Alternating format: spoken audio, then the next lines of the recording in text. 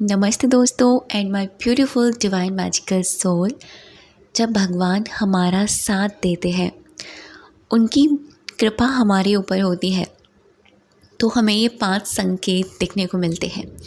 आज का वीडियो आपके लिए बहुत ही स्पेशल होने वाला है, ख़ास तौर से उन लोगों के लिए जो भगवान पर और भगवान से जुड़ी हर बात पर बहुत विश्वास करते हैं, अध्यात्म पर विश्वास करते हैं, अपनी भक्ति पर विश्वास करते हैं। अगर आप भी भगवान से जुड़े हुए हैं, जिस भी भगवान को मानते हो, जो भी आपके इष्ट हैं, कृष्ण है, बाबा है, राधा है, जो भी है, अगर आपके कोई भी इष्ट है ना, आप ना एक बार ये वीडियो ज़रूर सुनिएगा। आपको एहसास होगा क्या सच में आपके साथ भी ऐसा हुआ है। जब आपको ऐसा एहसास होगा ना, आप अपने आप को बहुत अच्छा फ़ील करोगे। आपको लगेगा कि यार सच में मैं बहुत लकी हूँ कि मेरे प्रभु मेरे साथ है, मेरे वो परमात्मा मेरे साथ है। तो चलिए, हम वीडियो को ज़्यादा लंबा ना करते हुए मैं आपको बताती हूँ ऐसे 5 संकेत बहुत बड़े वाले कि आपको पता कर सकते हो कि भगवान आपके साथ है। वैसे तो भगवान हर किसी के साथ रहते हैं, ऐसा तो कहने वाली बात ही नहीं है कि भगवान आपके साथ नहीं है, उनके साथ नहीं है, किसी के साथ नहीं है। लेकिन जो इंसान अपने परमात्मा से, अपने प्रभु से बहुत ज़्यादा जुड़ा हुआ होता है, उनके साथ अलग अनुभव होते हैं। तो ये वीडियो उन्हीं लोगों के लिए है जिन्होंने ना अपनी भक्ति से, अपनी श्रद्धा से, अपने भाव से उस चीज़ को फील किया है। ठीक है, तो सबसे पहला जो संकेत है वो ये कि ना आपको ना ऐसा लगेगा कि अचानक से आपके अंदर ना एक कंपैशन की फीलिंग आने लग गई है। कंपैशन मतलब एक दया की भावना। जैसे कि पहले आपके अंदर वो चीज़ नहीं होगी, किसी के प्रति आपके अंदर वो कंपैशन नहीं होगा। किसी वस्तु हो, कोई भी पशु हो या कोई भी इंसान ही क्यों ना हो, आपके अंदर कंपैशन वाली फीलिंग नहीं होगी। लेकिन जब से आपको ना अचानक से, जब से आप भक्ति कर रहे हैं, जब से आप बहुत स्पिरिचुअल होने लगे हैं, अचानक से आपके अंदर दया की फीलिंग आने लग गई है। दया की फीलिंग ऐसे नहीं कि दान करना या कुछ भी ऐसा करना। दया की फीलिंग का मतलब होता है, कंपैशन वाली फीलिंग का मतलब होता है, अगर आपने किसी को दुख तकलीफ़ में देखा तो आपको भी वो पेन फील होगा।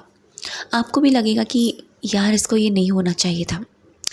चाहे वो एक छोटा सा पशु पक्षी ही क्यों ना हो, आपको वो दर्द फील होगा। और फिर आप उसके इंसान के लिए, उस एनर्जी के लिए ना ब्लेसिंग करोगे मन ही मन में कि भगवान इसको खुश रखना, इसको हैप्पी रखना, इसको ब्लेस्ड रखना, इसको खुशी देना। वो वाली फीलिंग अगर ऐसी चीज़ें आपके अंदर हैं तो डेफ़िनेटली आप अपने भगवान से ना बहुत ज़्यादा कनेक्टेड है, बहुत ज़्यादा। ये एक ऐसा साइन है ना, आपको ये फील कराता है कि आपके स्वयं के अंदर परमात्मा का वास है, क्योंकि जो भगवान है ना वो दया की मूरत है। दूसरा संकेत वो ये है कि आप ना हर इंसान के अंदर क्वालिटी देखना स्टार्ट कर दोगे। क्वालिटी मतलब जैसे मान लीजिए आप ना पहले कैसे इंसान थे, बहुत ज़्यादा कमियां देखते थे, हर इंसान के अंदर कमियां देखते थे, हर चीज़ के अंदर कमियां देखते थे, आपको हर चीज़ में कुछ ना कुछ कमी नज़र आती थी। लेकिन अभी ना आपका नज़रिया कुछ ऐसा हो गया है कि आप ना क्वालिटी देखते हो। आप जिस इंसान के अंदर कमियां देखते थे, उसी इंसान के अंदर आप उसकी क्वालिटी देखना स्टार्ट कर दिया है आपने। आप उसके गुण देखने लग गए हो।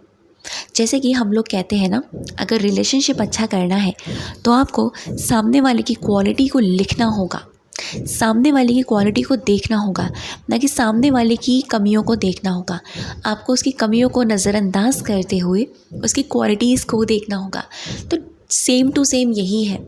अगर आप ऐसा करने लग गए हैं, अगर आपके मन में ऐसी फीलिंग आ गई है, तो आप अपने भगवान से बहुत ज़्यादा कनेक्टेड है और वो आपके साथ है। ये सेकंड संकेत होता है जो ये फील कराता है कि वो आपके साथ है। क्योंकि देखो, भगवान स्वयं तो इस दुनिया में नहीं आते, वो हमारे ज़रिए, किसी न किसी के ज़रिए यहाँ पर आते हैं। तो कंपैशन की फीलिंग और किसी के अंदर क्वालिटी देखना, तो जो फीलिंग है ना, आपको ना आपके भगवान से बहुत ज़्यादा जोड़ती है। तीसरा संकेत जो बहुत बड़ा वाला है, ध्यान से समझिएगा, वो ये कि आपका जो विश्वास है ना, बिलीव अपने भगवान के आगे इतना अटूट हो जाएगा ना। अगर आपका कोई भी काम नहीं बन रहा है, कोई भी आपका मैनिफेस्टेशन कंप्लीट नहीं हो रहा है, फिर भी आप दहाड़ के बोलोगे ये होगा, मुझे मेरे भगवान पर विश्वास है, ये ज़रूर होगा, सही समय पर ज़रूर होगा।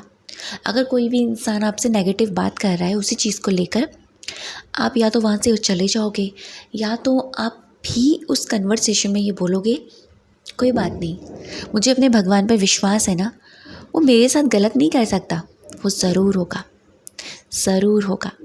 अगर ऐसा वाला बिलीव आपके अंदर आ चुका है, ट्रस्ट मी, ये बिलीव इतना शक्तिशाली है ना, ये इतने बड़े बड़े चमत्कार करता है ना दुनिया में, इतने बड़े बड़े चमत्कार करता है लाइफ में कि आप सोच नहीं सकते। क्योंकि विश्वास के साथ ही भगवान जुड़े हैं। अगर आपका बिलीव है, अगर आपका विश्वास है, तो ही भगवान है, इतना याद रखिएगा। आपका विश्वास नहीं है ना, तो ये सिर्फ नॉर्मल पत्थर की मूर्त है। अगर आपका बिलीव नहीं है ना, तो आप किसी चीज़ पर बिलीव नहीं करोगे। क्या लॉ ऑफ अट्रैक्शन, क्या ये चीज़ें, अरे क्या कर्मा, जो चीज़ें आप देते हो वही आपको मिलता है, ऐसा कुछ नहीं होता। क्यों? आप बिलीव कर रहे हैं, इसीलिए तो ये चीज़ें आपके लिए काम कर रही हैं। अगर आप अपने ड्रीम्स पर विश्वास ना करें, आप मैनिफेस्टेशन पर बिलीव ना करें, तो जो लोग इतने हज़ारों करोड़ों लोग अपनी लाइफ में इतनी ज़्यादा चीज़ें मैनिफेस्ट कर चुके हैं, क्या वो ये चीज़ें हो पाएंगी? क्योंकि लॉ ऑफ अट्रैक्शन का नियम तो यही कहता है, आस्क, बिलीव एंड रिसीव। विश्वास करो पहले, क्योंकि विश्वास सबसे ज़्यादा इम्पॉर्टेंट है। ठीक है, तो अगर ये संकेत भी आपको हो रहा है, तो डेफिनेटली भगवान आपके साथ है, आपसे बहुत ज़्यादा, मतलब आपके बस समझ जाइए, आपके बहुत नज़दीक है वो, बहुत ज़्यादा, बहुत बहुत बहुत आपको ऐसा फील होगा कि बस क्या ही करें।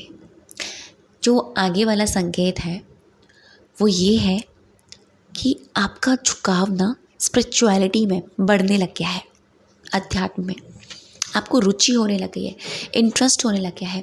नाम जाप करते हैं आप प्रभु की भक्ति करने लग गए हैं, आप मन ही मन में काम करते करते उसका नाम लेने लग गए हैं। आपका झुकाव किसी एक के प्रति ज़्यादा होने लग गया है। अगर आप ऐसा करने लग गए हैं, तो डेफिनेटली भगवान की कृपा आपके ऊपर हो गई है। भगवान आपके साथ है, वो प्रभु आपके साथ है।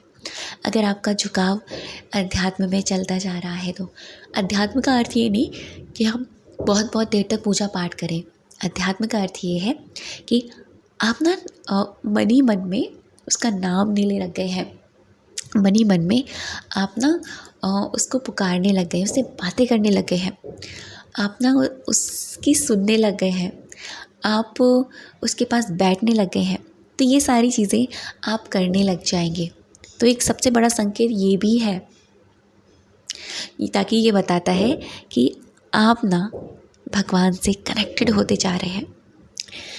पांचवा संकेत जो सबसे बड़ा है और सबसे पावरफुल है, वो ये है कि आप ऐसे व्यक्ति बन चुके हैं जो खुद में खुश रहना जानता है, जिसने ये जान लिया है कि खुद से प्रेम करना भी बहुत इम्पॉर्टेंट है।